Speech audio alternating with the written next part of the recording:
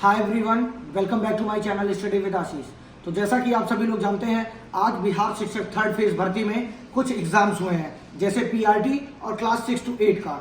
सुबह से ही या कल से ही, जब से मैंने लोक सेवा आयोग के सचिव जी का एक वीडियो डाला था, तब से ही बहुत सारे अभ्यर्थी इस संशय में थे कि क्या हमारा पेपर लीक हो गया है। उनको कहीं ना कहीं से भनक लग रही थी और इस बात के लिए आज हमारे पास कुछ प्रूफ भी आ गए हैं। ये कितने सत्य हैं या नहीं सत्य हैं, इसको केवल आयोग ही बता सकता है। लेकिन अगर ये सारी घटनाएं सत्य हैं और लोक सेवा आयोग द्वारा जो पेपर हो रहा है उसमें लीक हो गया है, तो ये बहुत ही बड़ा, जान लीजिए, जघन्य अपराध है। कई बच्चों के मानसिक, शारीरिक और पैसे सहित सभी चीजों पर ये वार है। उनको हर तरीके से वो तनाव में डालेगा। और यहाँ पर सबसे पहले आप एक काम करिए, एक बीच में मैं वीडियो डालता हूँ जिसमें इसको पहले आप सुनिए। वो देखिए, बिहार की आर्थिक अपराध शाखा पटना की टीम थी। उनको कुछ ऐसा सूचना मिला था कि बीपीएससी का आज जो एग्जाम होने वाला है उसका पेपर लीक है और कुछ लड़के विद्यार्थी जो है हजारीबाग में जाके वहाँ से पेपर ओपर का कुछ ये कर रहे हैं, तैयारी वारी कर रहे हैं। इसी दरमियान पुलिस कल आई भी थी हमसे यहाँ इंक्वायरी करने के लिए, जांच करने के लिए लोकल पुलिस पदाधिकारी का डिमांड किया। मैंने उसको दिया है और कुछ विद्यार्थी पकड़े भी गए हैं जो डिटेन किया गया है, उनसे पूछताछ जारी है। ठीक है, आप सभी लोग जानते हैं कि वीडियो आपने देखी उसको।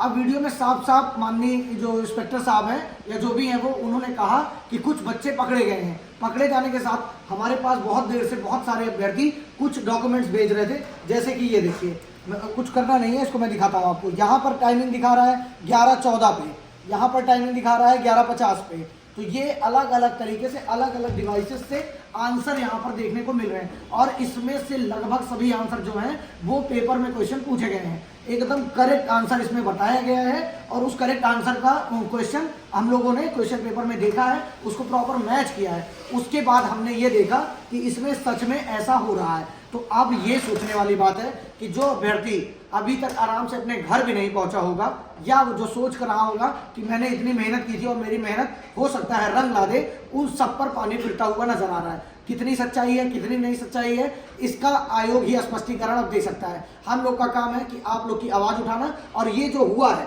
इसके लिए जितने भी लोग हैं, चाहे वो बिहार के हो चाहे बिहार के भारत हो, बिहार के बाहर यानी भारत के अंदर के कहीं के भी अभ्यर्थी हो, उन सभी को इस पर आवाज उठाना चाहिए कि अगर पेपर लीक हुआ है तो पेपर को कैंसिल होना चाहिए। उत्तर प्रदेश आपके सामने उदाहरण है, पुलिस का पेपर लीक हुआ, उसमें कैंसिल हुआ और पेपर लीक होता है, ये कोई बहुत बड़ी बात नहीं है। पेपर लीक हो गया है। टीआरई फेज 1 और टीआरई फेज 2 में लीक नहीं हुआ था, ना ही किसी भी प्रकार की इस तरह की चीजें देखने को मिली थी। अब टीआरई फेज 3 में हमें सीधे सीधे ये देखने को मिल रहा है कि हमारे सामने पेपर की आंसर की आ गई। मतलब सोचिए, हौसला देखिए इन लोगों का, जो ये बना रहे हैं और इसको जो लोगों तक पहुंचा रहे हैं, उनका तो उनसे भी बड़ा हौसला है। आखिर जांच होगी तो किसके ऊपर नहीं होगी, जो भी इस पर सवाल उठाएगा सबसे पूछताछ होगी। तो इस तरह का काम जो अभ्यर्थी कर रहा है वो बेहद ही शर्मनाक काम कर रहा है कि किसी भी आप अभ्यर्थी की, आप मान लीजिए कोई गरीब अभ्यर्थी है जो पैसा देके ऐसी चीजों में नहीं शामिल हो सकता, उसका अगर आप हिस्सा खा रहे हैं तो ये मान के चलिए आपको इस धरती पर जगह तो नहीं मिलनी चाहिए। ये बहुत ही एकदम जघन्य अपराध है, इसकी कोई भी सजा कम ही होगी। जबकि अभी शिक्षा विभाग ने या शिक्षा केंद्र ने शिक्षा के लिए इतना प्रावधान कड़े लाए हैं कि 10 साल की सजा होगी, 10 लाख का जुर्माना होगा, फलाना ढिमकाना सब कुछ कर दिया है। लेकिन ऐसे जो अराजक तत्व हैं वो बिल्कुल मानने को तैयार नहीं है। उत्तर प्रदेश में भी यही हुआ कि अभ्यर्थी अपना पैसा खर्च करता है, फिर एग्जाम देने जाता है और जब घर लौट के आता है जब घर लौट के आता है तो उसके हाथ क्या लगती है? सिर्फ और सिर्फ निराशा। तो ये निराशा जो चीजें हैं, ये इस पर कंट्रोल करना सरकार का काम है, चाहे वो बिहार सरकार हो, चाहे वो उत्तर प्रदेश सरकार हो, चाहे वो केंद्र की सरकार हो। इस तरह के अपराधों को रोकना आखिर किसके लिए पॉसिबल है? जब कहा जा रहा है कि हमने कुछ अभ्यर्थियों को हिरासत में लिया है, तो क्यों नहीं कल ही घोषणा कर दी गई कि एग्जाम अपरिहार्य कारणों से रोका जाता है। अगर एक जगह पेपर है तो आपको पता है कि ये सोशल मीडिया का जमाना है, एक बार आपके पास कोई डिटेल पहुंची तो वो कब से 1 करोड़ लोगों के पास पहुंच जाएगी, आपको भी नहीं पता होगा। और यहाँ पर तो देखने को मिल रहा है सुबह 11 बजे से ही और जबकि बोला गया ना 2 घंटे पहले आप पेपर देने आ जाइएगा।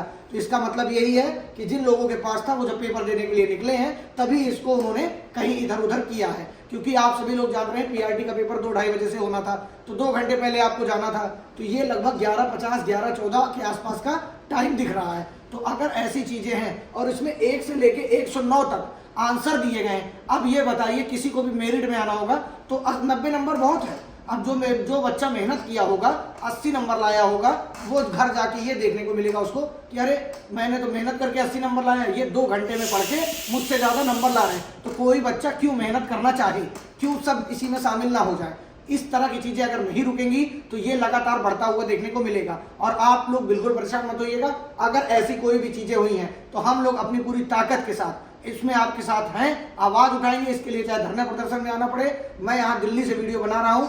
अगर इसमें ऐसी कोई जरूरत पड़ी कि वहां पर नहीं मानते हैं इसको और धरना प्रदर्शन होता है तो मैं यहाँ से पटना आने के लिए तैयार हूँ। और आप सभी लोग भी अब तैयार रहिएगा, क्योंकि ये जान के चलिए कि ये अगर हो रहा है तो मतलब कैसे, मैं तो कहने और सोचने में, मैं जब ये देखा तो पहले 10 मिनट तक तो मैं सन्न रह गया।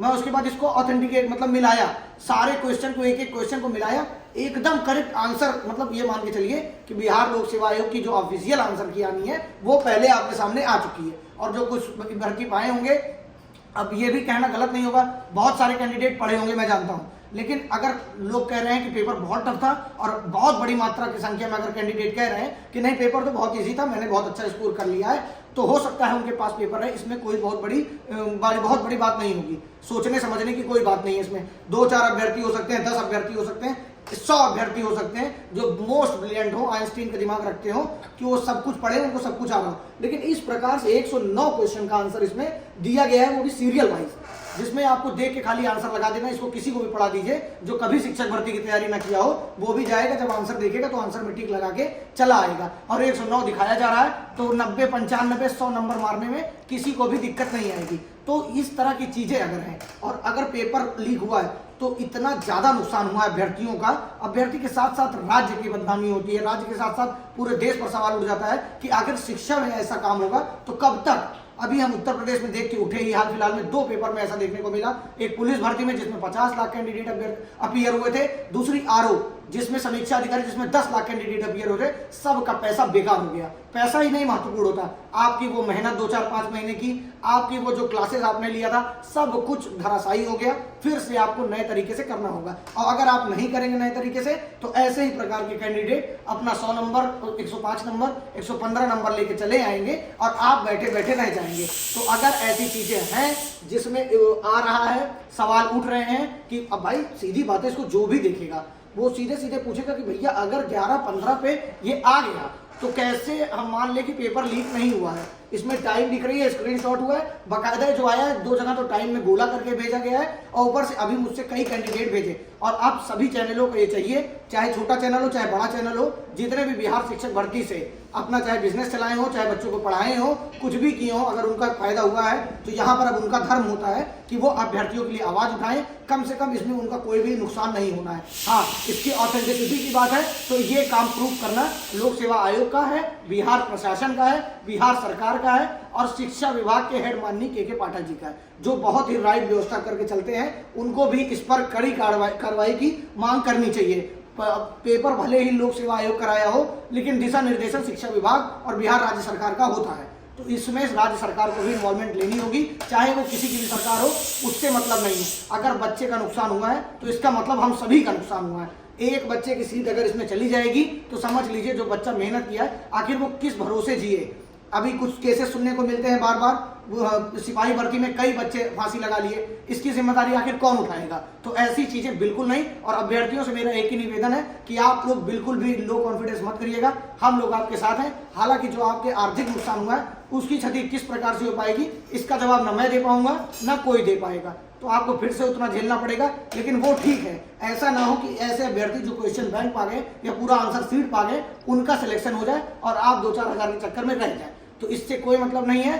सिर्फ और सिर्फ हमारे एक आवाज होनी चाहिए कि ये वीडियो आयोग के अध्यक्ष तक, राज्य